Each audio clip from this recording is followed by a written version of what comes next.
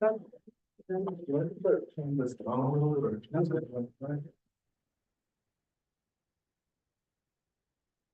hear anything.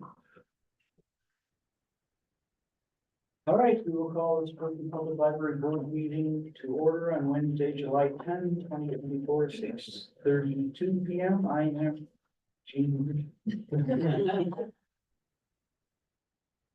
Any comments from observers? Very good. Discussion about minutes of the regular and annual meeting of June 12th. Let's talk about regular meeting minutes first. Any comments, corrections? If not, can I have a motion to approve?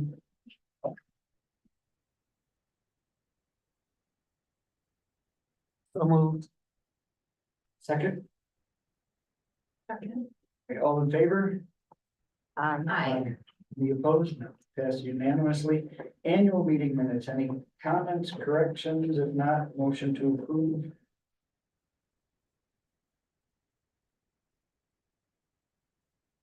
So moved. Second, Second. all right, all in favor? Aye. Aye. Passes unanimously. On to director's report, page 3, Richard. Good evening, everyone. Good to see everyone. Good evening. I kept it short this month, just a quick note about the third floor project, it's officially closed out. Yeah. We have an unused contingency amount of about 178,000, so that's great, and we came under budget for the project. For the record, I'm Tom. On time and under budget. And, yeah, so we just have a few things like the signage hasn't been installed, but that's in the works, and we're just fine tuning that with Neil Donnelly, the graphic designer. We've worked with on all the signage before. We wanted a consistency with the three floors. So just getting all that perfect, and then and we'll I'm sure get that done next few months here. And then just one light fixture that we're waiting on, kind of across the elevator waiting area. Some additional furniture for one of our, mostly for one of our meeting rooms. And yeah, so we're looking forward to putting some art up hopefully, and just making it feel more like our space. So, the Petty Auditorium project has started just this Monday. I think we're already ahead of schedule on that, from what I heard.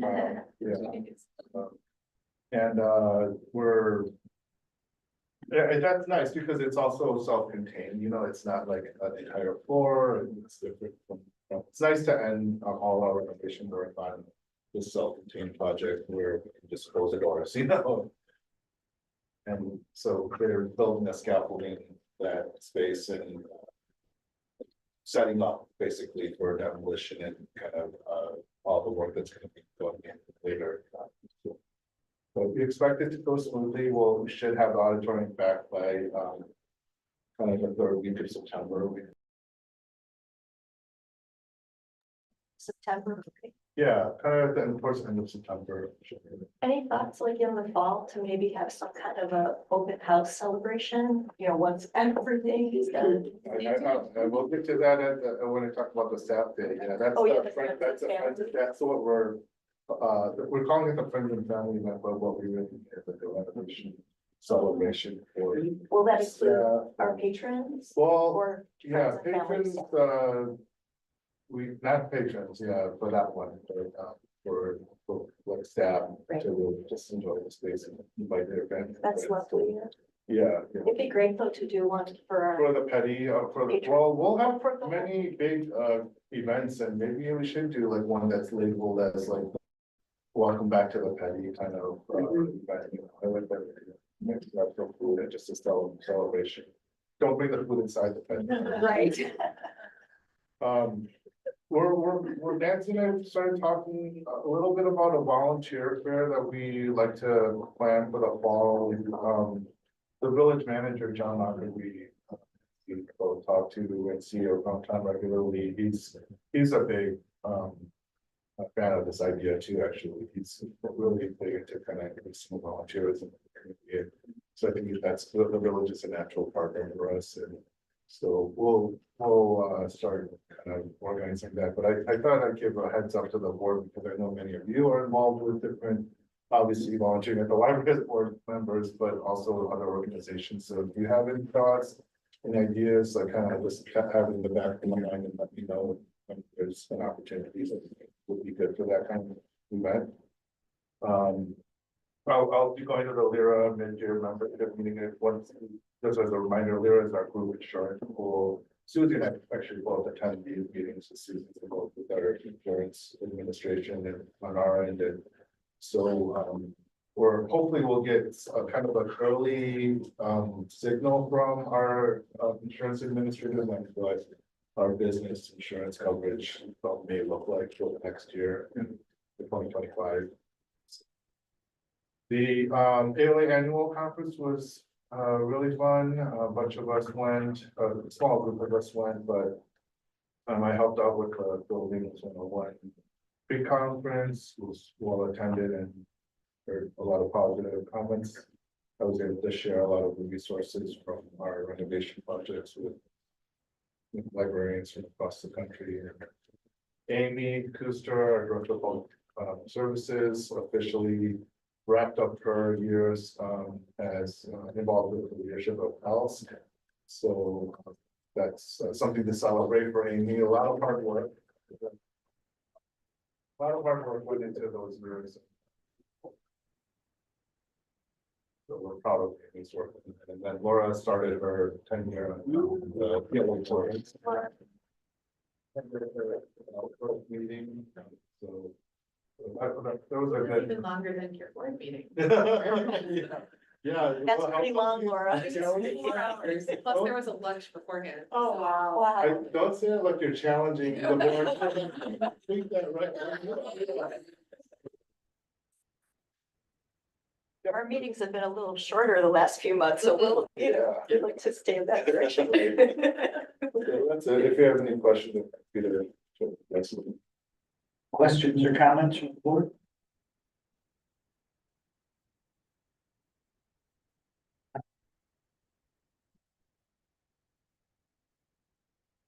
Hearing none. On to disbursement report, page 4 through 14. Great. Any questions, comments about that? I have a few questions for Yeah, you. sure. So first off, 6170 Custom Creations Chicago. Just wondering about that one, 41926. Yeah, I know what it is. Yeah. It's our summer reading teachers. Oh. Oh, okay.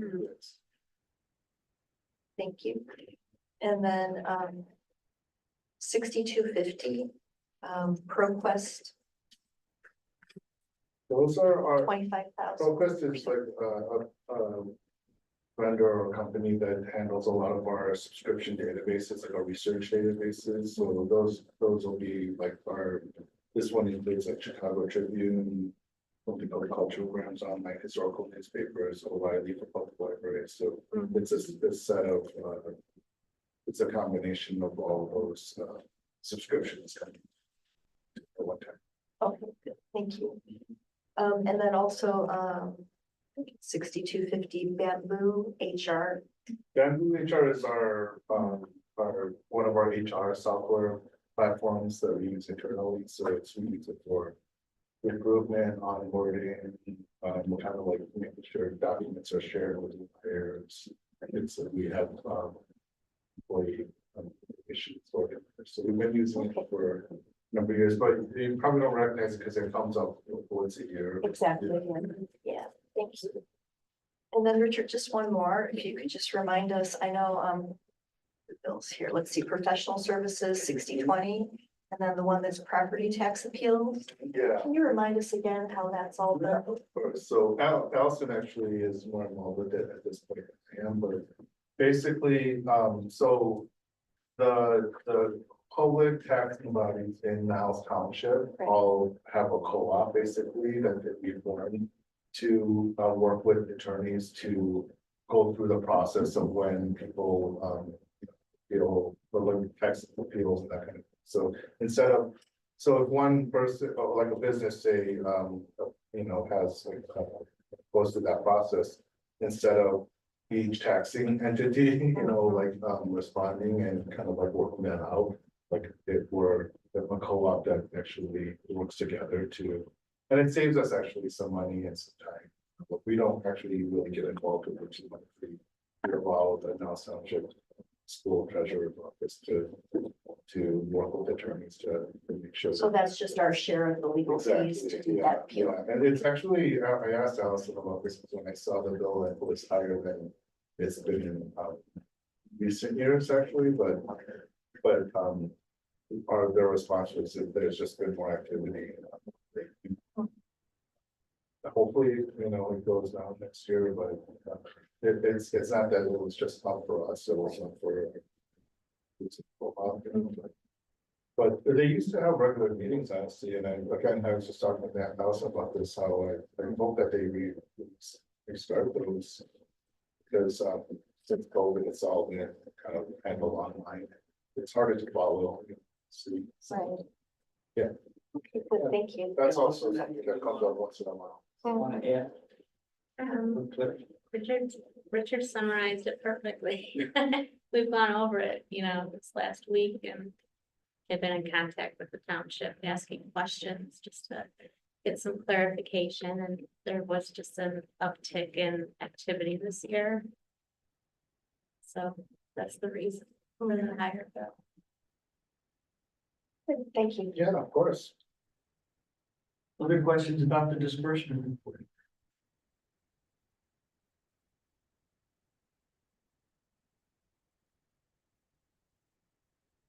Now can I have a motion to approve the disbursement report? So moved. Second. Thanks, individual votes. Finance, Mary, Yes. Amanda, Yes. Michelle, Yes. Mira, Yes, Ella. Yes. Yes, also said passes unanimously. Thank you. Move to construction pay app number 10, page 15 and 16. Richard already briefly addressed. Well, anything you want to add? So this is the final payment. This is the final for the third floor, and then. Don't get too excited, next month we'll start getting the penny ones. But for the third floor, it'll close it out. Staff, everybody happy with the third floor? Very good, okay. Questions, if not, can I have motion to approve the pay disbursement, final pay disbursement? Second, second, all right, all in favor? Aye. I have to go individually, sorry. Ella, Yes. Mira, yes. vote yes, Michelle. Yes. Amanda. Yes. Mary. Yes. Passes unanimously. Thank you.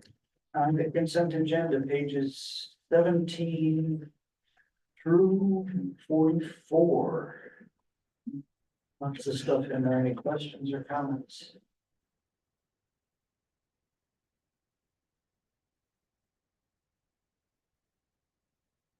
Yes, just trying to find the page here, Yeah, there's a page lot. 21. So just a question, when we look at cardholder activity and specifically the, I'm looking at the, total card holders. Skokie resident and then reciprocal borrower, and then actually the line that says Skokie cards percentage of population. So, actually, I think I'm answering my own question because the 67.1 is just the fiscal year we're in, right? And then fiscal year 2024 was 87.8. So we're still in the process of, So I think what you're asking is why the drop. exactly, because Yeah. it's about 20. That's because there was a database cleanup. It's like a very tiny footnote at the bottom of this page. Okay. But there was a cleanup that happened in November of this past year. Okay. So that will actually, for a while, affect the numbers. So we'll keep that footnote on there. Okay. Because it was kind of cleaning out our database. Gotcha. Yeah. Yes, okay. Again, I want to just highlight that on page 24, you'll see a public event snapshot stored on story times. So I think I mentioned last month, we're discussing, it's an ongoing discussion of kind of what reporting would be helpful to the board. And so in our discussions, it came to like that, maybe like something like this on different types of programs, periodically. And so story times or say concerts or whatever, or lectures, we can highlight what we're doing, like what the impact is here, what kind of success we're having. So hopefully that was fun to read. And then I just also want to, page 28, we have our third round of quarterly employee recognition awards. Yeah. And Leah and Susie put that together. I hope you enjoyed like the other times we're reading about our staff. Right. Yeah, it's just always really good to, I'm glad we're doing this.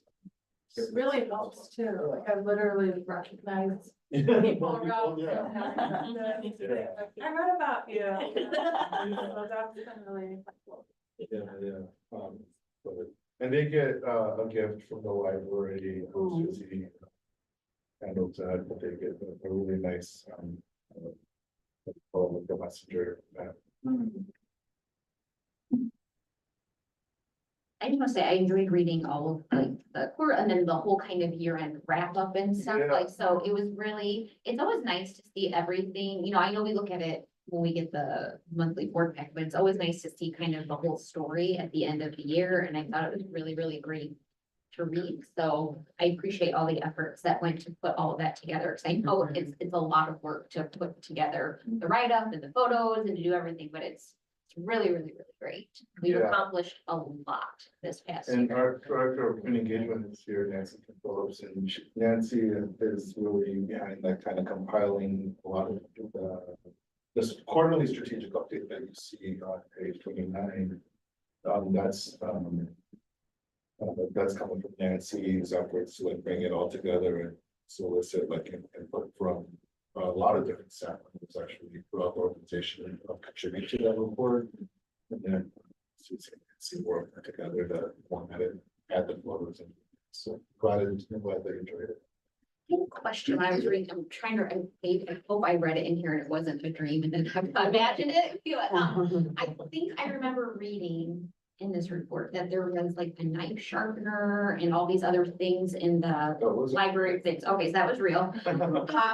I looked, I'm on our website and I look at the catalog and I don't see any space dedicated to the library of things. Is there something on the website? Because I just wonder, it's all these really unique things.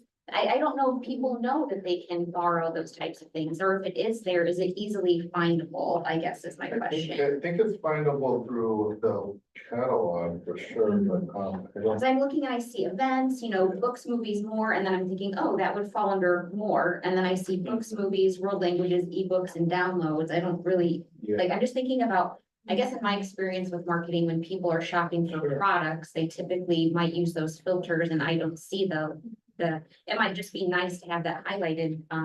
There's just so many, and then in looking at the technology report that we'll look at later, we have a lot of great assets here. It'd just be so nice if people knew that we had them here. A lot of the technology is under services, under computers and technology, and also like things like the studio gauge has a lot of that specific technology, but you're right. I don't recall, we don't have a library of things page under books, movies. No, we don't have a page. We have highlighted it on the main website prior to this. And I think if you go to advanced search the catalog, you can limit to just library of things. It's just like. I Well, assume that's how people will search. I Like, know, you would think like, Yeah. oh, is there a knife sharpener? But I saw something that was like, I don't know. You Yeah. like, you have to judge the language, but like cool things or Yeah. interesting things. And then, you clicked on it and then you're like, oh my gosh, there's a movie screen here and you can get. And I keep going to knife sharpener. That's one thing. But I mean, and I think my one friend at their library, they have a coin sorting machine that you can check out and rent and stuff. So I just think that would be a great way to discover stuff. I totally agree, and we'll talk to Jane, our communication manager, about this, but I think it's a great idea. We could put it under books and some more. Just have like a play landing page and also just, as Laura mentioned, it has been highlighted. On in our newsletters and our publication, our web homepage in the past, but. If we continue to highlight it like that and then link to maybe a landing page with images and that kind of I thing. think it would be, I think that would help so much, because I don't know how people navigate the website, but I imagine that they use these tabs quite a bit to find stuff, so. And we did point out, there's a link on the, under services, computers and technology, Okay, there's a link to gadgets. That won't get you to a Night Sharpener, if that's. I just But it feel- yeah, allows you yeah. to browse the library things, so we do have a preset search for it. okay, So it's probably just a question of highlighting it, not the places where Yeah. it might look. because when I saw books, movies and more, I thought naturally it would be under more, Right. but it's not. It is. It's more. It'll fall under more, It's yeah. definitely more. I love that idea of putting it there. so Yep. for sure. I didn't mean to go off top, but I saw it because I didn't realize like I just think that that's such a unique part of the library and Yeah. expanding, but I love the whole quarterly or the annual report. I thought it was really, really great, and I just like seeing all the. So that's, And I don't know if you wanted to highlight anything. There are so many things in the Hard, early yeah. report, and so, I mean, just bigger picture, summary, it's interesting because we're about, this is really our first half year of the structure that we created for implementation, and we thought so much about it in terms of how do we use our strategic areas to focus our activities and keep us accountable, and at the same time, allow for flexibility in terms of staff being involved. Is something new comes up, it allows us to kind of sunset some of our priorities, say, we've done enough. You know, what's next, instead of being really, keeping to it and not being able to have any flexibility. So it's been a balance, but I think you can kind of see that, number one, and how that's coming to play with the strategic areas of like the current priorities. And the other thing that, reading through all of it, for me, was really noting that there are places, because we like to say everyone could play a role in the strategic plan, beyond the people who are leading those current priorities, because people can shape the way they do their work, what programs they're offering, how they offer those programs, and start to really, what is it that makes, people connect? What can we do that creates that connection? How do we measure? How do we even see whether they're making a connection? So you can see some of those things starting to happen. And so then kind of what else we're doing library wide, I think that's another indication that more people are familiar with what our current priorities are. And for some folks, that's helping to shape their work. Nancy, I did have, sorry. Oh, go ahead. Okay, I did have a comment about something I saw, on page 38, I think.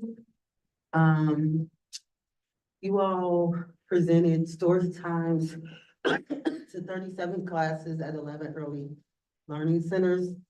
I was really excited to read that, and to see the library out and about in the community, engaging where the, patrons are.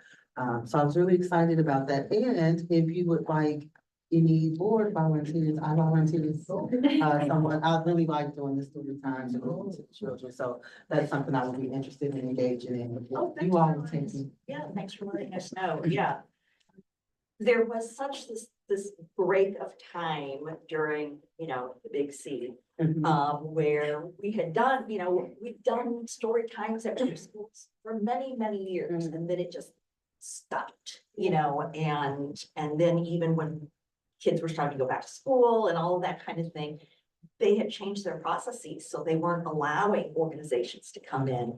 And just in the last few years, it's just like its demand is increasing, and we are working together with youth services.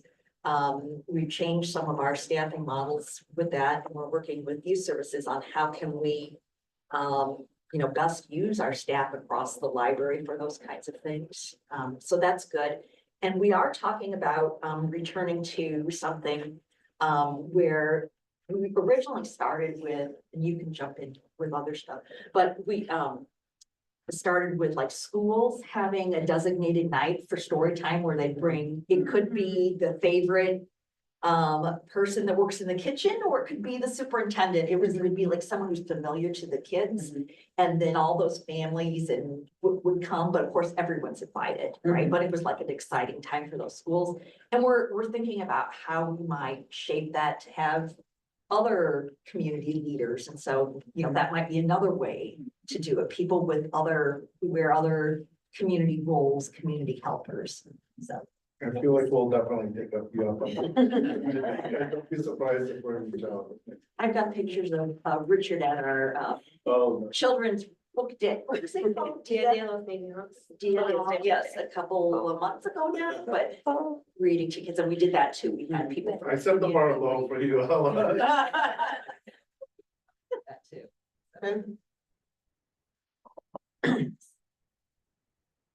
I have, Yeah.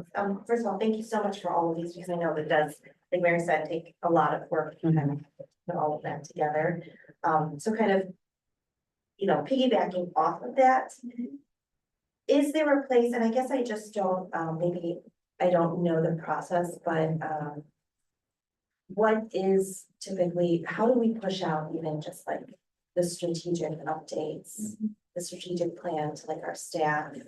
How is it highlighted and communicated to them? And then also not only to the staff, but also to the public, right? Because we use the public funds, right, to support the strategic plan, which then is all of our programming and things like that all fall within that content. And so I think we have a responsibility, if we spend all of this time and investment in the strategic plan, how are we kind of communicating that out? I can talk about the community partners. Yeah. Well, yeah, go ahead. We're planning some of the community stuff. That's actually part of our implementation process of talking about. Yeah, a couple of things. We do have a one-page summary of our strategic areas of focus and community priorities or current priorities, all the terminology. And, we regularly include those in packets of materials when we're working with or meeting with community partners. We share that. I have scheduled a couple of community conversations in September where we will both highlight areas of our focus, see if they still resonate with the community, because the community gave us the areas of focus essentially when we talked to them. So we want to let people know what we've been doing and then kind of leave it open to other areas that we, aren't covering at all. Right. So we're going to have 2 meetings with the general public and then schedule probably 2 meetings with community partners to do something similar. And then Jane and Richard and I are talking about something that might be, whether it's a little notebook or something like that, where it's like highly summarized our areas that we're working on, that we can also do as when we meet with someone, they can have that in Like front of field them. notes or something. But in terms of staff, I think that's an interesting question. I don't know if I have a great answer for that, but. You can see the length of a quarterly document, Right. right? It's pretty massive and dense, so. Like to share and make sure that the staff and all the staff members have understand comprehension and clarity on all of that. Sure. Every quarter might be tough, but in the past, we have a dialogue with donuts every month, and we try to open up the conversation to what's happening in the library. So, and then, obviously our people within each department, there's a lot of dialogue about advancing our strategic focus areas and the work.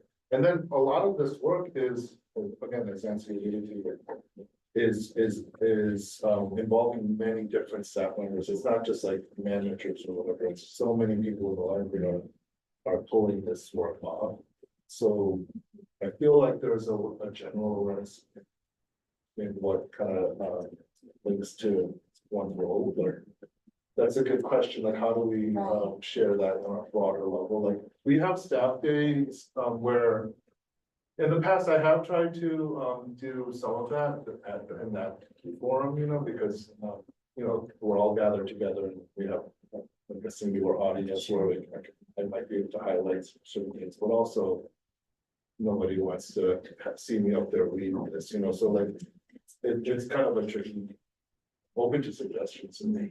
I think so much time and effort has been spent on this. It would be, you know, for our eyes only, I feel like it could be pushed out more because it's just so professional and well done. Oh, yeah. You know, but with given a couple of tweaks as far as audience would go, you know, as far as verbiage when you're reading through it, it would be, you know, it's already made, it's already done. Right. So I don't really want to start new work, Right, right? Like I right, don't want right. to, It's a but if there's things repackaging. that are already Yeah. done that people can have access to, even if this were for staff members, because I think so much is being done, and we as a team here are on kind of like that bird's eye view, right? And our staff can sometimes vary, you know, they're in their own, they zoom in, like when you look at that camera, right? So they're very zoomed in on the job that they're doing, the program that they're running, the people that they're communicating with interdepartmentally.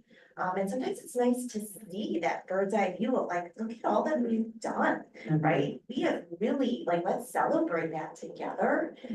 You know, for something that's already been put together, so much time, effort, and work put into it, right? It would be nice to share that out, to just say, look at all the wonderful things that we've done. This is how it aligns with our vision, our mission, our strategic plan, right? These all come together in puzzle pieces. And so your one job that you might be doing really impacts the whole vision of the life. I totally agree. What a lot of what you're saying is stuff that I've shared with our team, like. Making sure that we're talking about that big picture, like with all of our team members, you know, and. We have an upcoming staff day, hopefully, you know, in September coming up, and that's maybe this is giving me some ideas about like. Opportunity where we might be able to make that happen, what you're talking about, but also, you know, I'm also thinking, it makes me think of the annual review every year, like that's, Jane takes that, all of this actually as, ingredients for the slick kind of like, web version of our annual review, and so that's definitely something that's more digestible for the average person. Right, and even if we're throwing up, you know, even just words that kind of resonate that we found within the strategic plan, right? I think maybe, but maybe a little more, you know, sometimes it's good to have that kind of overview and kind of look back at everything, you know, take that step back to see. You know, and I think when we talk about connectedness, which is so much of what our strategic plan is really about, is really every individual plays that connected role, right? And so when we're looking at morale and we're looking at connections to our staff members, just, you know, understanding that you are an important and integral piece to this big picture. Yeah, I hear you, that makes a lot of sense. I just want to reassure you that this report does get shared out with staff as well. Okay. And so we started doing it when we started sharing out the quarterly employee awards. And so this also will be shared out with staff. It's not just for your eyes as well. And we want to be able to celebrate each other in this visit too. Okay, great. Yeah, I love that. I mean, the whole board packet is shared monthly, right after the shared with the staff, you know, posted on our internet. Yeah. But again, I think that I hear you and, you know, what you're saying, it's true. I think the challenge will be for us to like do it in a way that it's actually digestible for the average person, you know, like this is a lot of content. Yeah. Thank you for the comment. I just wanted to add more of a comment, that a question. There's so much that moved and impressed me in the strategic plan update in particular. And especially I loved hearing about all of the language, the focus on diversity of language and programming. And I also wanted to just call attention to that video of staff saying, welcome, we're happy you're here. Like, I got teary watching it. I shared it with my network. I just think it is so critical in this time, in this moment, especially. Maybe you could say it at any time, but it is so critical to have that type of messaging and also the access and just the sound of different languages. And that video was a representation of so many other efforts that I see being made, and it just makes me feel very proud to be a part of what you all are doing. We're all huge fans of that video. It's such a- too. It's I so love good. that video, yeah. Yeah. We're also, speaking of languages, we're Nancy, our graphics team, our man, our, visual design supervisor and self, others have been working on getting another set of, languages, and saying welcome, on our Yeah. entrances. And you're adding 26, it says 26, I was Yeah. like, wow, that's. So there's actually like a poster it's on On the west too, side. It's on the west side. Okay. But that's where most of our traffic comes in, so if you go down there on the way out, you can see it. And so we do that poster so that we give ourselves some a window where people can look at that and be like, if something's wrong. Or if it looks off a little bit, or Yeah. we'll be alerted about that, corrected before it gets like unvital and applied to the window. Right. Yeah, Collaborative editing. exactly, yeah, exactly. So the Great. Weber Community Center has that beautiful welcome art. That's right when you enter, and it apparently has 90 different languages Yeah. that I'm told are spoken in our school system. So 90 different ways of saying welcome is what greets you as soon as you walk in. Yeah, I've seen that before, yeah. It's wonderful. Not, I mean, there's so much to praise and call attention to that stood out to me. The video is an interesting story because, one of our staff who works with the schools was thinking that that would be a way for kids to take that into the schools as part of whatever they're doing. But for kids who speak other languages at home, they would recognize that and be able to tell their parents, hey, we saw this video, and at the library, they have people who speak our language. Yeah. And then when the idea came up, everyone was like, yes, but we can use that video for so many other things, and it just kind of happened very quickly because it resonated with all of us in different settings. Great. Other comments? The consent agenda. Can I have a motion to approve the consent agenda? So moved. All in favor? I All right, and then that gets us up to. Let's take this by section. First annual reports, pages 45 to 51. We kind of, some of you have already been commenting and mentioning these, but. So this is just a little note, these are kind of half the reports, and then next month you'll get the other half.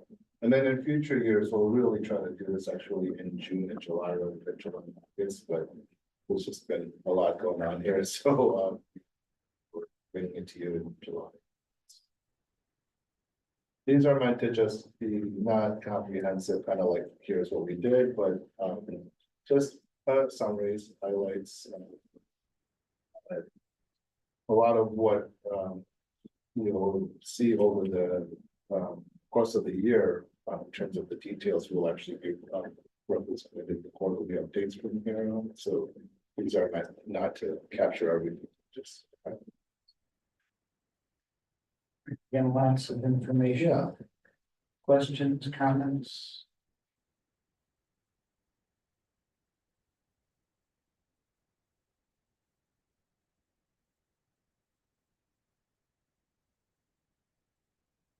We don't need to approve. No, it is just for information. If you have questions or comments.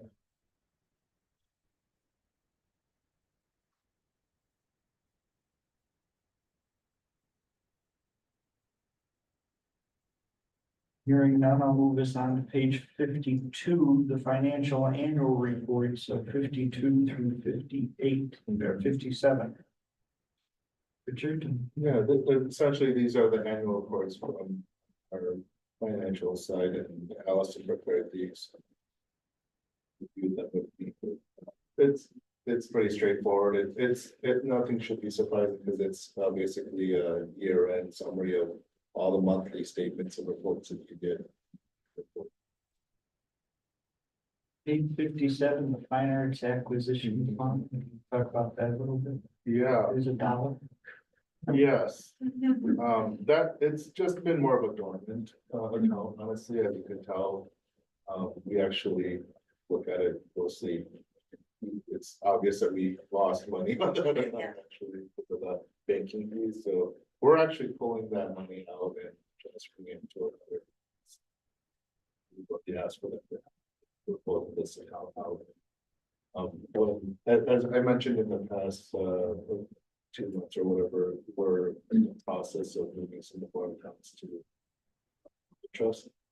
So our local community bank and house has been working hard on that, and eventually this will be an account where hopefully we'll inject some more funds into it and also gain some interest in it, and it'll look at the how it should be, you know, and, Sometimes is there a plan for art acquisition? yes. It's not just one.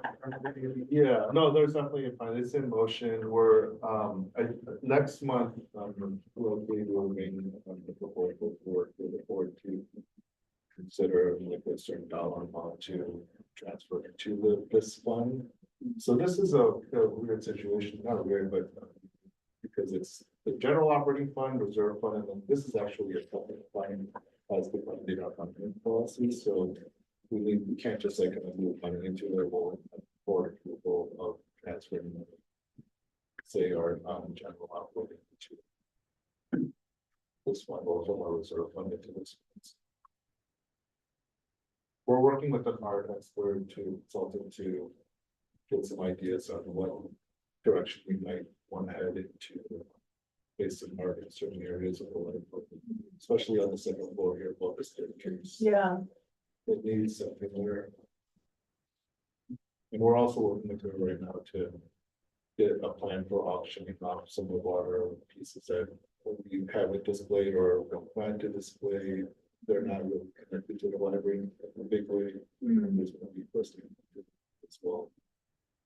Let others enjoy them, maybe have a little bit more. It's all in the works. Other questions? Financial reports.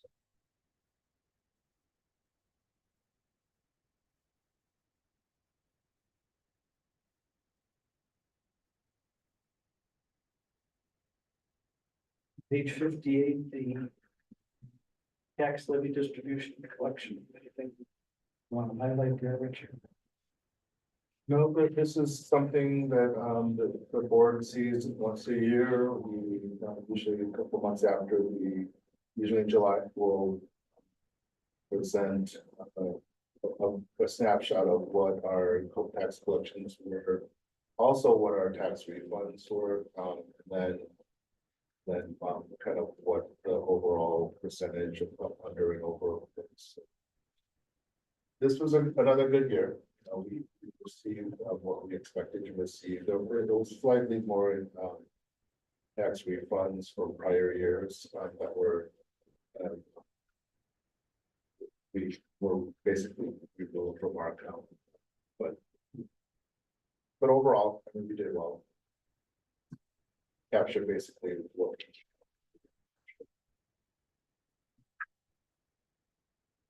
Questions?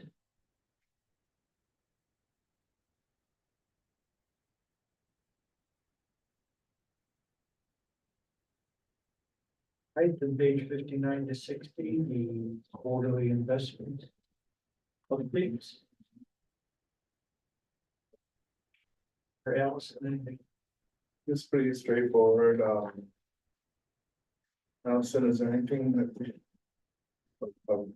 know here? I think this includes a 250,000 that was transferred from our operating to return that was approved by the board last month. So we're at a healthy balance at this point. This will obviously by the pending project. And the final payout for the construction of the floor that you just approved. But it will still be where we projected, or well above actually what we projected, it's on the, contingency that we had to spend for the third quarter. We're in a comfortable position. With our reserves. The interest rates continue to be a lot better than they were 7 years ago, so. Just calculating, it's like 3%, we're earning, I mean, it's pretty Yeah, pretty good. I have a question in general, just like, when we do our budgeting, are we calculating what our potential investment earnings will be? And is that a line item somewhere where that's like projected and, you know, and good captured? question. The answer is that when we do our operating budget, we don't factor in interest earned on our reserve fund. Okay, So the interest earned on our reserve fund is just growing our reserve fund. I see. The interest earned on our operating funds, you'll see that as a revenue line Yes. in our budget, but it's a lot smaller than what, the interest will be on our reserve funds, because the balances are lower, the reserve funds are always pretty high, Right. or we try to maintain it as your, well, of course, as you know. Whereas our operating fund will fluctuate and get down to a certain level that right before, our collections come in, right? So it's just kind of like an ebb and flow on that side, but, So it's really just shown as an overall balance versus an added stream of revenue. Exactly, basically. Okay, but like I said, the interest earned on the operating accounts will not be, okay, yeah, but that's, not every operating account will, be interest bearing at this level. You know, these are like a lot of CDs that we're not touching for a year will garner more with higher interest rates than what we might get on an operating account that's just like a liquid account. Drawn for every- and then what happens, or how is it allocated on our finance sheets? Like with, for example, with the third floor renovation that we just did and we were under budget, where does that surplus money then go in terms of like where it's captured? So that project, the third floor project, it was coming out of a reserve fund. Yes, So that's money that will stay in our reserve. okay, Yeah, it's like basically our projected balance on our reserve fund will be that much higher. okay. Yeah. I wasn't sure if it was like, oh. if we Yeah. took it And then we. No, we reinvested it, didn't or- move it somewhere. Okay. It's always remained in our reserve fund. So the First Bank Chicago account, that one that. See The there, 1.4, well, that's a C.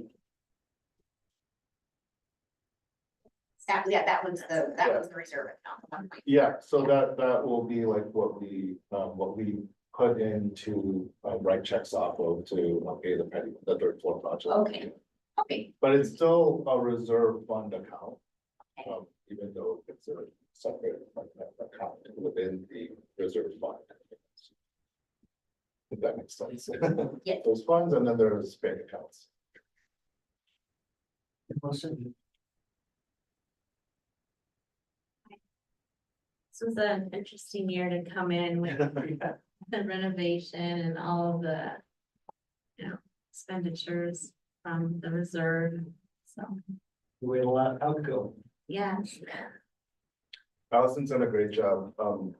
She has seen everything this year, you know, so. Good and bad, but mostly good.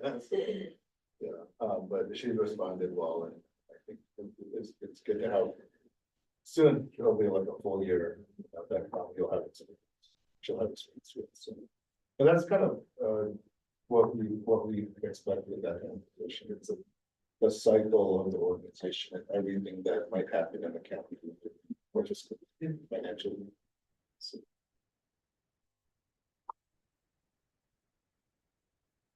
Any other questions? Matt, we don't need to prove any of that. We'll move on to page 61, where we do need to approve the anti-harassment policy section personnel code. Richard just sent out a revision to it this afternoon, and so we have a hard copy version. Richard, you want to walk us through the latest? So, most of it is the same, from what you saw in the board packet that was shared on Friday, afternoon, but in sections 2.3 and 3.2. So the first and third section, the status, the list of status categories, like so race, color, religion, sex, sexual orientation, etc. That was just, cleaned up so that it matches one another. And also we added gender identity. Thank you, Thank Mary, you. for, bringing that out, and we thought that was a great idea to just explicitly state that, so there's no issue in adding that. And then, we also added some language here in section 2.3.2. At the end of the first paragraph especially, where it just makes it clear that this policy language applies to employees, obviously, right, because it's gonna be in our personnel code, but it'll also apply to like contractors and vendors who are in the building and who can interacting in the library. Invited guests, patrons, board members, officers, our leadership. So I think just explicitly making that clear is helpful. And then, is there anything else here that I think those are the major changes. I had a question, so in addition to the gender identity and then so thank you for adjusting those two things. One other thing I had asked about that wasn't addressed, but I didn't know if you had talked to the lawyer about it, was under section 2.3 in the second paragraph, where it talks about conduct prohibited by this policy. It says in the working environment, which includes but not limited to. I had asked if social media needed to be included in that because I feel like there's increased harassment with online things, but I didn't see that was addressed. Was that something you discussed? I did discuss that with our attorney.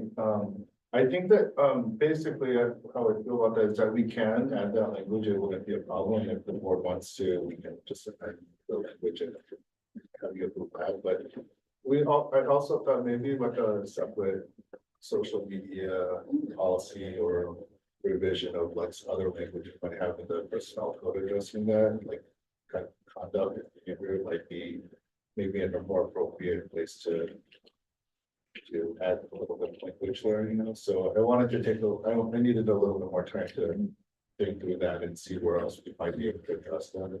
Yeah, I think that makes sense. I mean, I would want to see the other policy. I don't really have a Sure. preference off the top of my head of where I think it belongs, but I do think there needs to be some type of policy. Digital. Yes, The just digital because space, it's yeah. constantly changing and, Mary, just to clarify, you're wanting to look at how people respond to our social media posts? no, it's basically saying that like, harassment is prohibited in the working environment, but it's basically here it says like physical workplace and then business trips, conferences, business meetings and work-related social events. My thing was like, what if you are an employee and you are harassing somebody on their Facebook page, another employee on their Facebook page? So to me, like, that's not a physical workplace, but it's still harassing another employee via social media. Employee harassing, so you're not Yes. talking about like when we got the 500 negative. No, not like comments that. about- No, it's more specific to this non-discrimination, anti-harassment. It would also include like any online events where people are working on online events and conduct that applies. That's what I mean. We have social media section in our personnel code and it. Pulling it up here, it has language that says employees connect with social media to harass, threaten, libel, or slander coworkers, managers. Whether, what I was saying before is I'd like a little bit more time exam, because the social media policy wasn't pulled out and examined or scrutinized, so I'd like a little bit more time to look at that to see. Is there additional language related to harassment, discrimination, retaliation that we can insert into that section of the policy? It's all the same code, the personnel code is a singular policy, it's just different sections within. Personnel code. That makes sense. Yeah, I just want to make sure it was captured somewhere, right? Because I didn't see social media mentioned here, but you do hear about things like that happen, Of course, where people of are course, harassing other. I Yeah. totally understand, yeah, we'll definitely take a look at. Social media policy, Susie, can you note that for me to Mhm. add it to our policy list?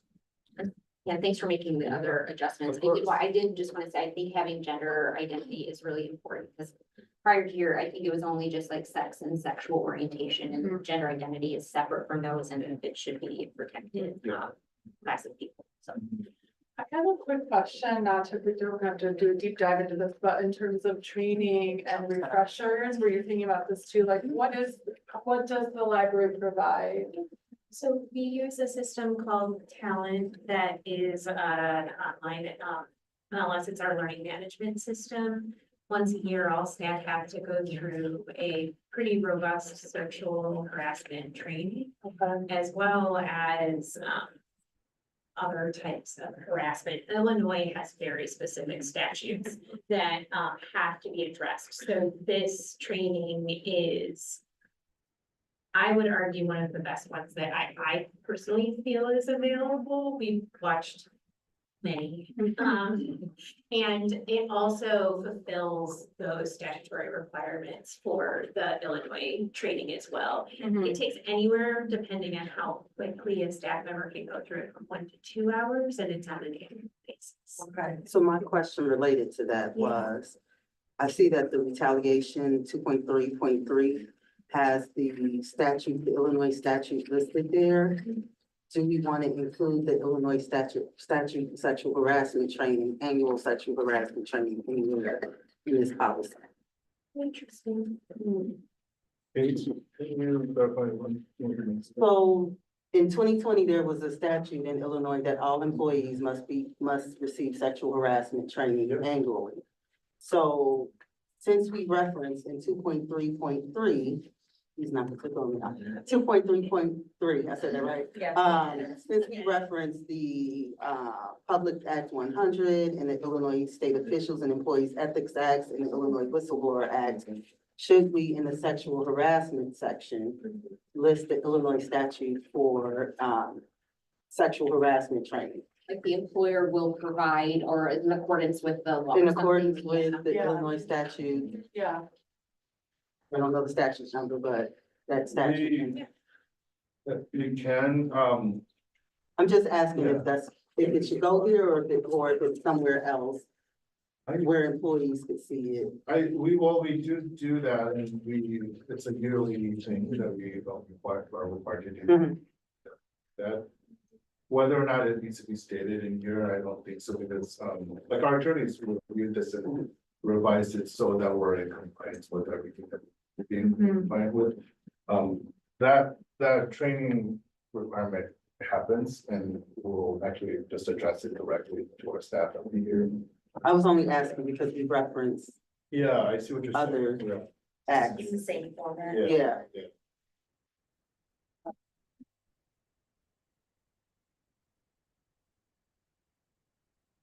I don't have any other questions or comments.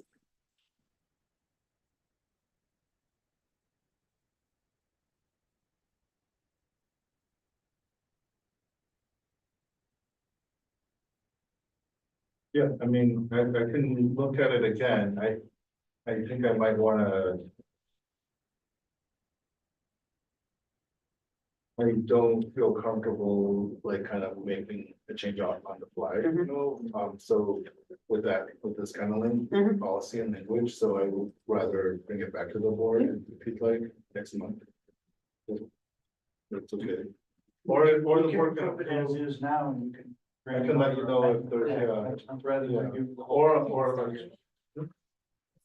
yeah. Yeah. Yeah, it's up to the board. I don't feel strongly either way.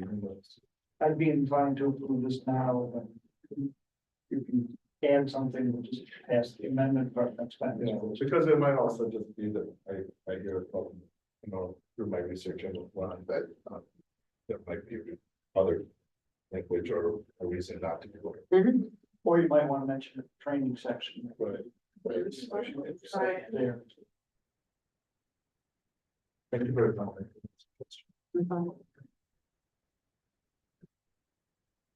So for tonight, we have a motion to approve the anti-harassment policy as presented, the understanding of which will look into the training provision. And the social media question. And the social- Okay. Now, so. Sorry.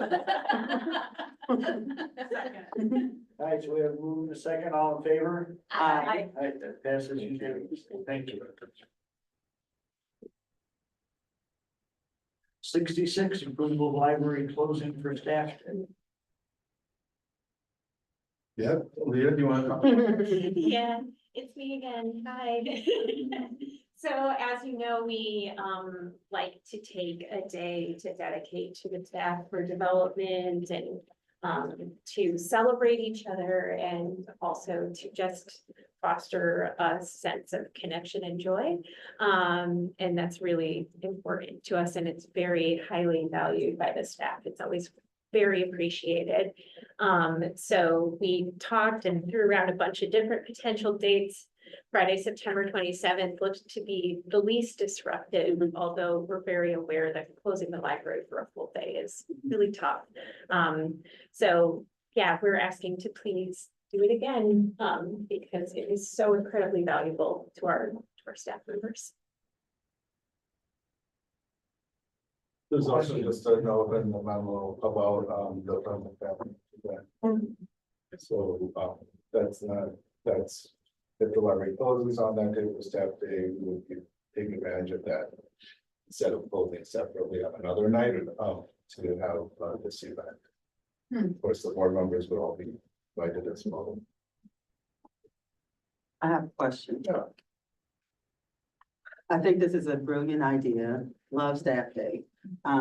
Is there a way for, and I guess this is to Jeannie and Richard, is there a way for the board to vote to approve staff day, period, with the understanding that the executive leadership will make a decision about the date? So that the library will close once a year for staff day and continue them until whenever, for staff day, one day out of the year. And then the executive leadership just makes the decision of what date is best each year. But there's one vote that we do today, and that allows you all to close for staff day. Well, if I can comment on that, I love the idea. That's a lot more flexibility, of course, but we're actually hoping to do 2 staff days. Oh, what? Well, 2 staff days. But I just, yeah, I just think instead of you having to come back for every No, I staff appreciate day, that, yeah. we can just approve that. There are staff days with an S, that the library has, and we do, respect your ability to lead the library, and you all will make the best decision for the operations, which days to close, but we know that there will be 2 staff days per year. Is there a way to can I make a motion and amend it, or yeah. If that's the will of the rest of the I'm board. okay with, I mean, the general language I'm looking at, just to make sure it's not too specific and anything outside the bounds of the motion and the approval of libraries code. Well, I would change the motion to closing the library twice a year for staff days. Those dates to be determined. Yeah. Honestly, that would be great. That's. Have we ever had 2 years where we did have 2 staff? Yeah, this would be a year because if we do the number, we have had one in March. So Previous years, we've only done. we typically we used to do only one and then honestly, after the renovation COVID, it kind of just got thrown off or regular. The past couple of years, we've tried to. A lot of it, I was honestly based on the security and safety training needs that we had. A year ago, like we had The Blue Point. well, the Blue Point was this year, but then we also had more of a feeling like that we wanted to do the training regularly, that kind of training, and then, but if we do that regularly, then it kind of almost eats up the whole regular staff day planning, so we're thinking. Before, we were thinking maybe we'd have one fun staff day and one not fun, and it would be safety related, but we. Fun but safety though. Yeah, but we don't, that's not really how we're. I think we're just trying to do maybe 2 staff days, hopefully, and then have an element of safety or drills like within each one, so that it's not like all of them. That's why all this motion makes more sense. We'll just give you 2 days and you decide how to spend it. It'd be lovely, it would be great. Thank you. So the motion is to approve the library having 2 staff days a year for substance and dates as determined by For clarity, is it calendar year or fiscal year? count. Calendar, okay. Just, Yeah, Do you care? Do you want a fiscal year? calendar year is good. You have that motion? So moved. Second, Second. all in favor? Aye. Okay. So Susie, can you amend? that? I have to figure out what else I need to ask for here.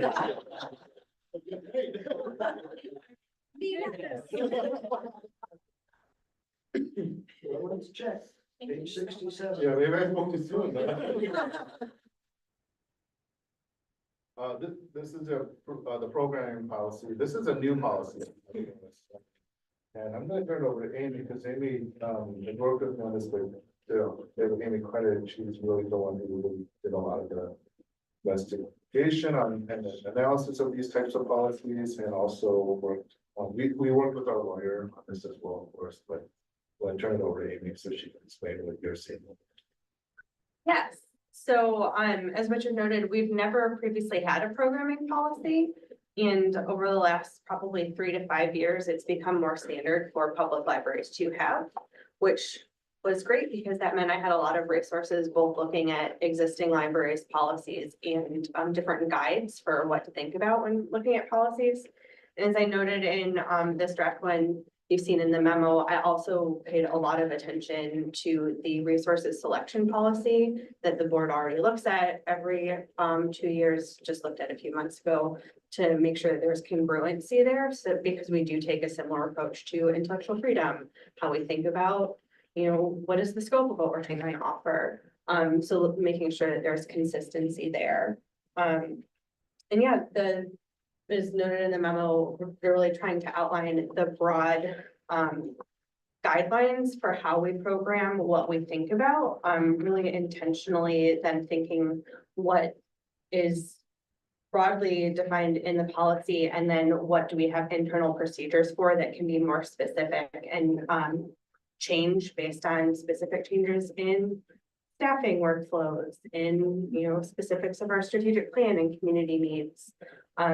So that's an element that we see here too. What are the pieces that we don't think would be changing with any regularity in our approach? And also, what is the language that staff would be able to share the policy with folks who have questions about why we are doing particular programs, why we might not be doing others, what our considerations are.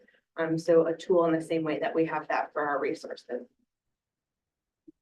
So I welcome any questions and feedback from. I did have quick because this may be in our other policies about reuse. So there are some things we don't allow or don't do. So religious services, political campaign events, those kind of things. It seemed to me it would make sense for the policy to say that somewhere, that those are not things that you would program for. I think it mentioned it in one spot, right? Like you can't proselytize. or, Exactly, yeah. There were three. Yeah, Words. they're non-commercial, it's non-proselytizing and not politically. Yeah. Solicitations, Yeah. sales pitches, or proselytizing. Yeah, I thought that was. Yeah, for page 7, yeah, the top. Gene, I think that's a good point. If the board is comfortable with the language that we have there, it's fine. We can also.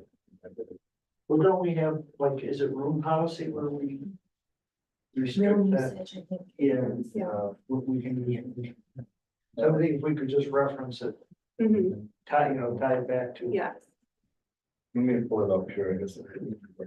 I may be not remembering the right policy, but no. No, I know, yeah. It was like tucked into a paragraph, so maybe like highlighting it more. Right, and just saying C also. Yeah, yeah, Consistent with our right. room usage policy. We won't.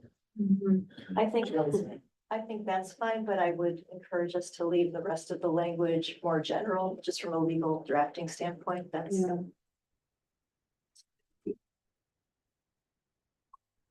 I guess, yeah, I'm thinking about whether, the question of whether to explicitly link it to the meeting room policy. And to think about this more, but I feel like that might be. I'm wondering if that's gonna lead to unintended consequences, where people are like, say this, we'll look at this policy, but you say this is the meeting room policy, so I can't. You know what I mean? It's when they're really, they're kind of related, but they're really. It's- Because this is Kind of outward like, yeah. facing, it's about an outward facing, like, link with community. Right, right.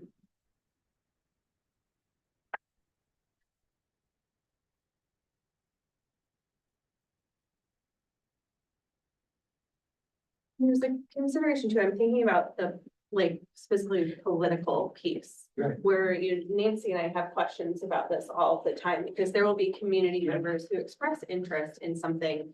And the way that they're conceiving of it would be what we would consider like a political platform. And then through conversation, we like dig in deeper and figure out, all right, there is a nugget of something that would have broad, interest for known audience that we have that would meet a lot of those, the bullet points of how staff select and evaluate programs. Sometimes if we say outright nothing political, the ideas never even get shared with us. And so I wonder how much language like that can sometimes be more of a barrier rather than a shield. Those words mean the same thing. It can be something that prevent the idea from coming to us rather than something that we ever need to use to say, we're not doing this because of.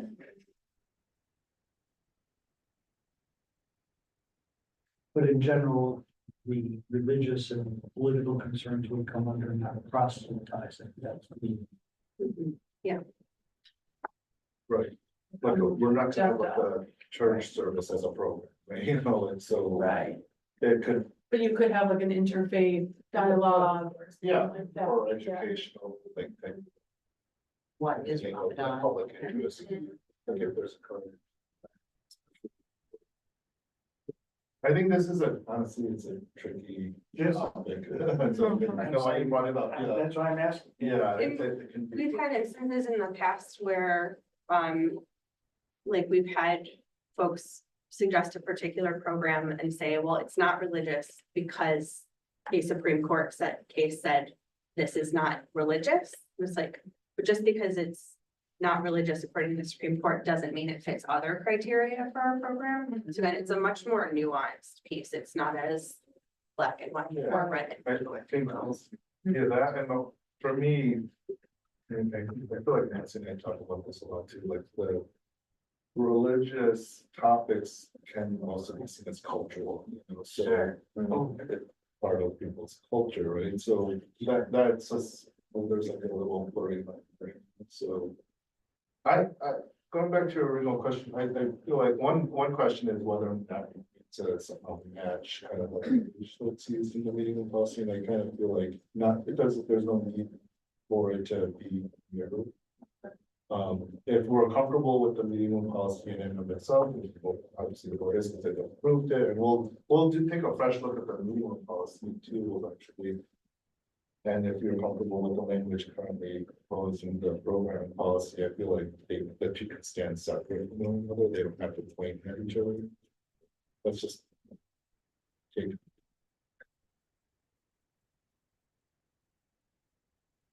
I just had a question under the resources or under the programming selection and design. When I was looking at our other policy for resources selection, we specifically have a bullet that calls out diversity of viewpoints and representation of traditionally marginalized groups, but we don't have that call out here for programming. Is there a reason why we don't want to include like that type of specific language or no? Yeah, that's a great question. I would be curious to hear what board members think. In going over what is in the resources selection policy and how to reflect those concepts here.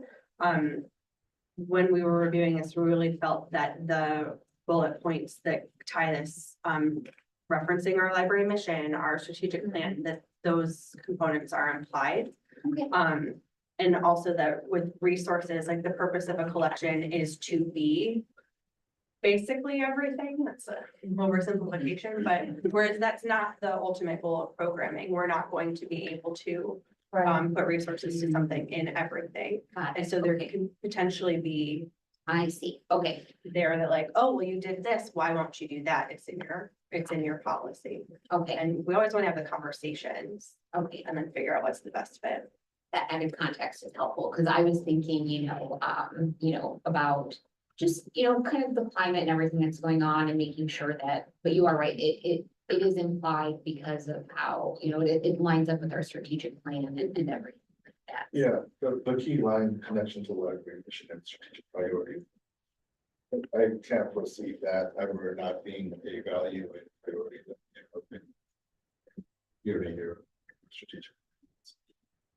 It will be baked into.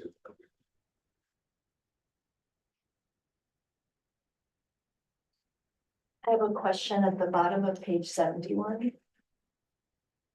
We say the library affirms and supports its patrons' freedom and responsibility to choose which programs they attend according to their needs, individual tastes, and or family values. And then we go on to say patrons should apply those criteria to their attendance of library programs only for themselves and should not restrict or interfere with other patrons' freedom to attend programs in any way. I understand the spirit of that.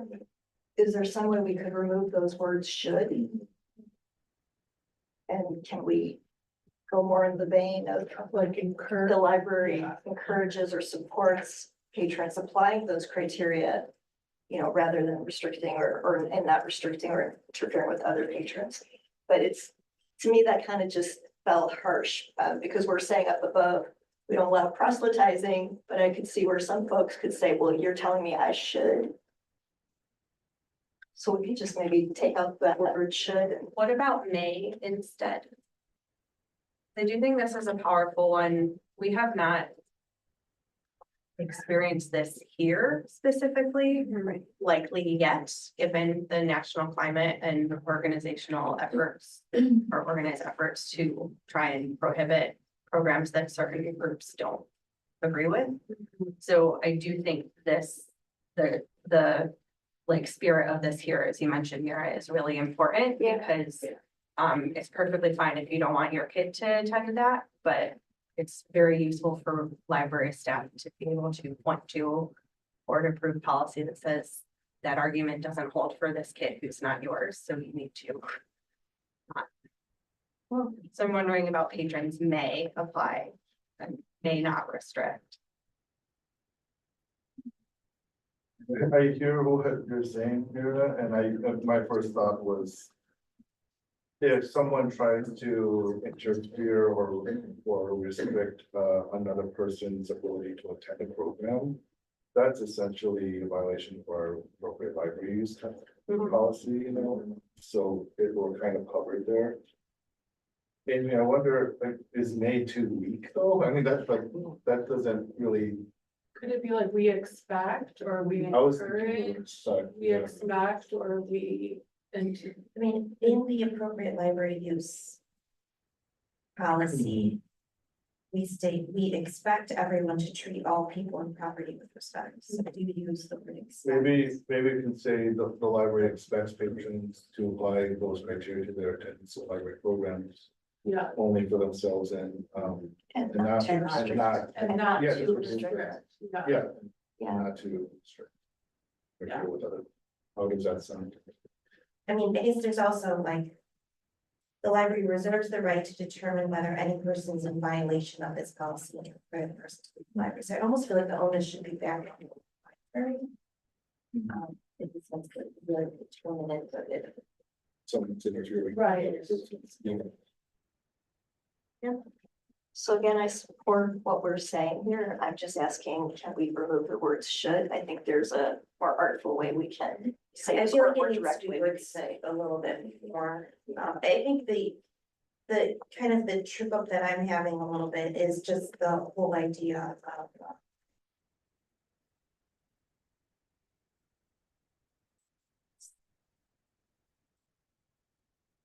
Should apply those criteria to their attendance of the library program only for themselves. I just feel like that's, it just seems to be very, I feel like we should be stating what the expectation is in the sense of what that looks like in behavior. Right, I think that that's what, maybe some clarification on what it looks like as opposed to what a person should or should not be doing for themselves. I feel like that's interesting. The prior paragraph or the line, the library affirms and supports its patrons' freedom and responsibility. That's it for me in Right. terms of like the first Yeah. phrase in the line we're talking about. Yes, So it's almost needed. Right. In my opinion, but maybe there is an additional, like that second phrase, maybe we do say something like the library expects patrons. You can just cut out that first part of the sentence where you just say like patrons, and it's not even should, like they are restricted from actually preventing other people from accessing services. patrons cannot Yeah. restrict or Yeah. interfere with other. Yeah. Like patrons cannot restrict or interfere with other patrons' freedom to attend Yeah. programs, like, Yeah, that's a very, it's strong language, but that's the policy, right? yes. Or Amy, how you feel? Yeah, that can work. The first version I had written down was not quite so brief, but it was. The library expects patrons to apply those criteria to their attendance of library programs for themselves and to not restrict or interfere. Continuing on. Do you feel like what I said, like the first half of that sentence? It's basically covered by this prior Yeah. sentence. Yeah, We don't need to drive with that point home. Yeah. It said it really well in the first sentence. Yeah, I like that Yeah. prior sentence a lot. Yeah.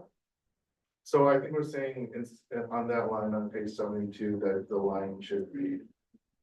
Patrons cannot restrict or interfere with other patrons' freedom to attend programs. Yeah, it's more to the point, yeah. And that's in line with our other policy that we have too, so. Exactly. It's good. See, we successfully wordsmith something. Unheard of. yeah, that's good. Thank you. Can I have a motion to approve the programming policy as amended? So. All in favor? I, All right. Thank you. Thank you. Yeah, really good work. All right, that was a big one. Speaking of important, moving on to 74, the technology plan. This was very Including exciting. Page 121. A list of things you can check out, such as a night.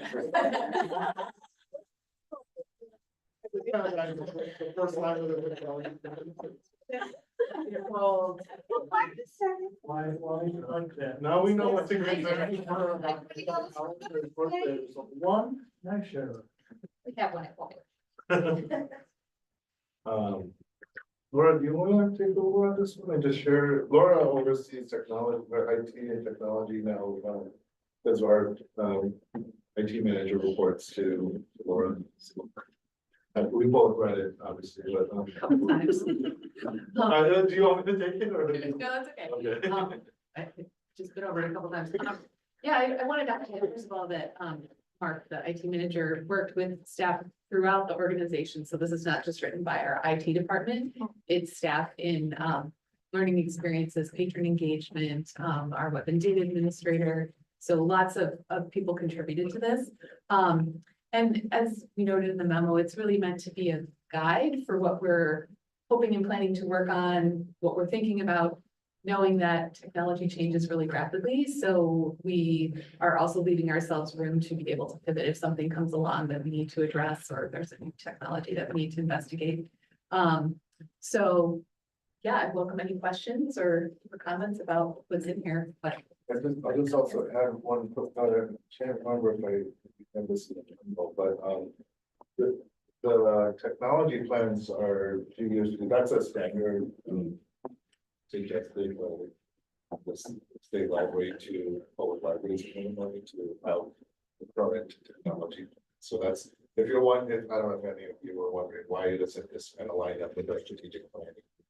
This is kind of a separate requirement for us for how we something like this. I was just gonna say, I sincerely find this exciting. I think I'm kidding, I'm not, because this is so important. When I read that we are allowing people to borrow mobile internet hotspots for 3 weeks to 3 months. That's incredible. You know, one of the things I do before library board meetings, I always walk through the computer comments. I always walk through the different areas, the maker spaces, all of it. And, you know, I'm so encouraged when I see how many people are utilizing those technology resources. We know how important it is, and the fact that we have so much in the way of assets to share with our community, it's incredibly important. And I commend you all for all the effort it's taken to continue to grow those technology assets, you know, and provide access to that. So well done. I just want to say, I've seen a lot of reports and I've done a lot of reports. This is probably one of the most organized, well-written reports I have seen. Honestly, I like tech. So I was like, ooh, this is exciting. I was like, I totally got the lay of the land. I understood everything that was going on. I understood what we accomplished. It was just a very helpful. So kudos. I just want to make, this was an amazing report. I thought it was really, really well written. I think the only call outs or questions that I had, and I followed up with Richard, and this was such interesting data to me. When the studio suite, I was so curious about, because I feel like we don't get a lot of data on that specific part. That is used a lot, like the data you said, like, what did you say? It was like 244 times a month that space is used just for like the, yeah. We have 244 uses of the studio suite product. So that's just with like the audio and video recording and stuff, right? So that's a lot. So I think that was really cool. Close to 3,000 a year.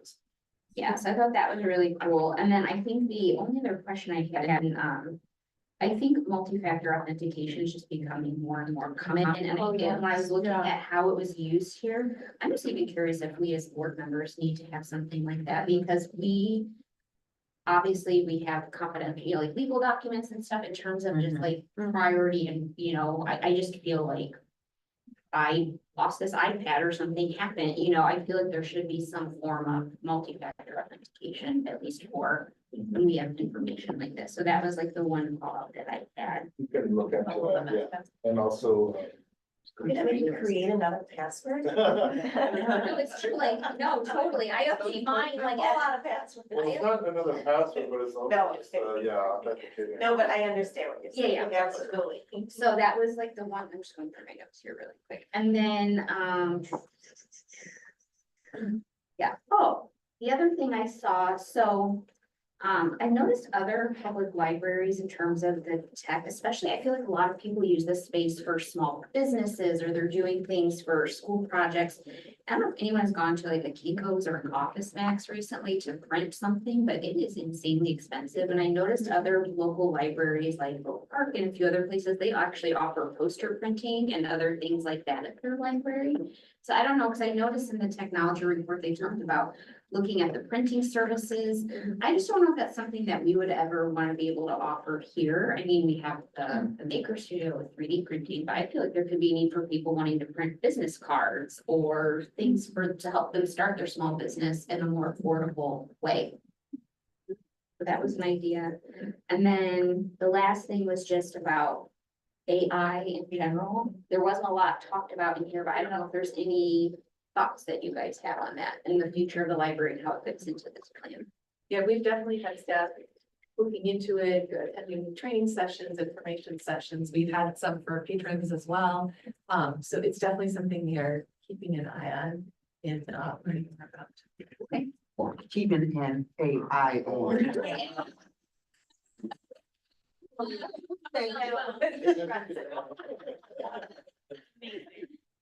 I'm really proud of myself.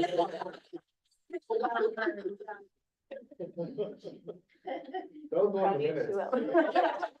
Thanks for that comment.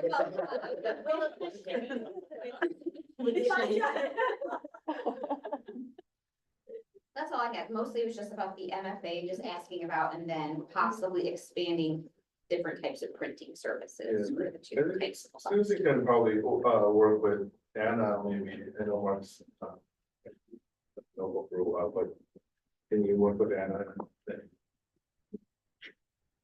The iPads, emails, all that, straight. Good suggestions.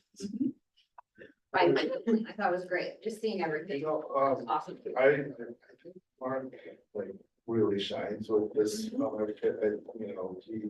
he's a good writer. too. Yes, Yeah. he spent a lot of time on this, Yeah. pulling it all together and making it read cohesively. This could be used as a case study. I'm so serious. It's so good. It's interesting, sir, because I always thought, like, our technology plan was amazing, and I have a hunch, the feeling that it's a lot more, comprehensive than most out there from other public libraries. I'm not sure about that, but they goes to every detail here, every model number and everything. Yeah.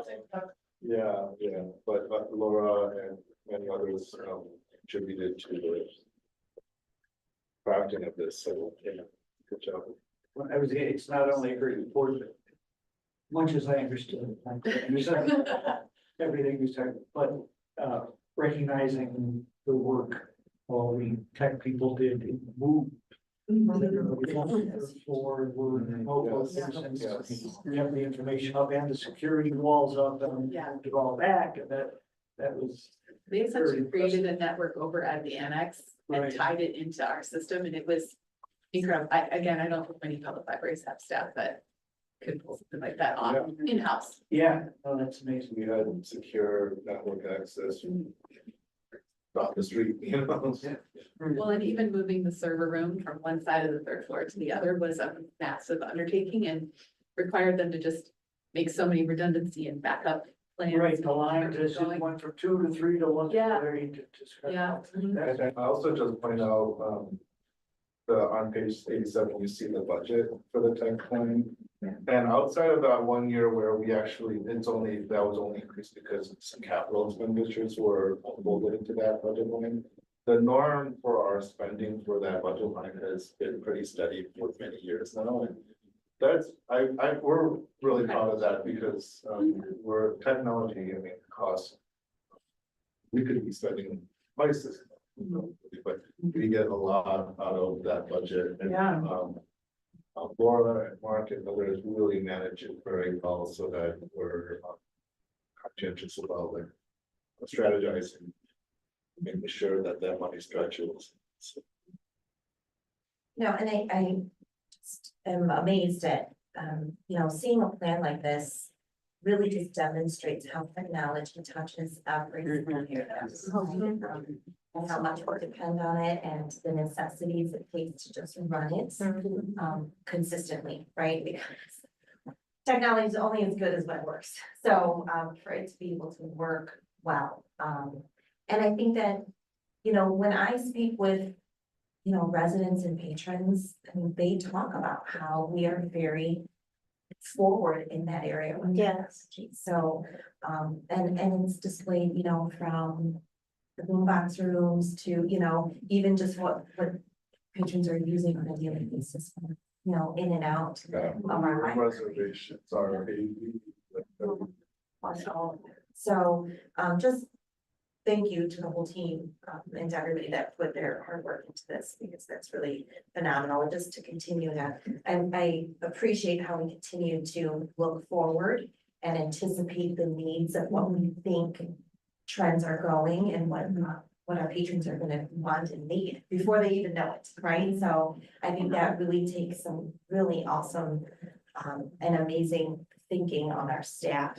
And just how we continue to push the envelope, push it. I think that's a wonderful thing to have, so. It's one of the most important things right now, right? Because if you are thinking proactively as we are here with technology, we're providing all of these very practical, pragmatic tools to our community members so that they can better themselves, whether it's through their educational leg, their professional life, whatever it is. You know, so I mean, this is the way of the world, and anybody who is being proactive with this, right, is going to succeed, right, in the coming years and decades. And so, to me, I mean, that's why this report, it really stands out. It's so important, and I commend everybody again for what you're doing in that space. Yeah, very Well, valuable. we'll definitely, we need to relay these comments to our IT team, especially with the whole. I will say, when we're in the Carolyn Anthony room, like there's a photo right there. Carolyn was excellent at, just having the foresight to build an infrastructure for technology and thinking of it as infrastructure as opposed to like the hot new data or whatever. Right. She was building the groundwork for all of this, you know, so kudos to Carolyn. And we're trying to keep that going, obviously, for 10, 20 years from now, like that, hopefully that will be felt, you know, that's the work that we're doing. We can have a motion to approve the technology plan as presented. So moved. Second. All in favor? I, Passes unanimously. That's it on the agenda. Comments from trustee. I just want to say thank you it was great to see the Skokie Public Library at the Skokie 4th of July parade. Yeah. Thank you to all those who participated, and we love a bookmobile sighting. Everyone knows about mobiles. We don't even have to do any major decorations. I know, it's just the bookmobile out there and that's it. it always does. I actually was driving home and there was traffic on Gulf, and so I kind of felt like, oh, I'm gonna take this other way, and then behold, it was. And I just happened to have something I had to return in the trunk, so I just. So nice. They were so excellent. The staff member, I said, oh, I didn't bring my library cards, and it's in my trunk. I can go get it. And she said, no, let me get your name and I can figure it out. And, you know, they were. Did you tell them your trustee? I didn't. I never do that just because I don't want to make Here's my it. trustee card. Yeah. No, I just gushed at her and said, oh, you're so nice. Thank you. That's so helpful. And I rented Kung Fu Panda 4, and that was just amazing. Yeah. When you first started saying that story, I thought you meant that you saw the bookmobile in motion. You got out. And then you changed. I might do too, but no, in That's this case, it. they were at the park, and I just didn't know that they stopped at that particular place, and I was just delighted. Where was it? You know, I forget the name of the park because I don't frequent that park, but I just know I was on Gulf and I turned right and there it was, like near where Grosse Point Road, so it was someplace, east of Grosse Point Road in Yeah, Gulf. yeah. There's a park there, and it was lovely to see other people were utilizing Yeah. the bookmobile as well. That's great. And I'm always amazed in that space that they have such an incredible inventory of books and DVDs, and I didn't even know there was a Kung Fu Panda 4. I was so excited. It was great. So, you know, she was so helpful in that too. Yeah, they pack a lot in there and I know that Very they pack carefully especially- created. Yeah. I was gonna say, a little hint, it has the most up-to-date stuff because Yeah. the regulars that come can go through the shelves, and so they need new stuff all the time. Right. Yeah. that's So true. if you want something to check. I know. That's tip it. Pro tip, Right, yeah. Pro tip. Yeah. Thank you, Nancy. Pro tip. No, but now you said it in open session. Now everybody will be going, that's good though. we want that.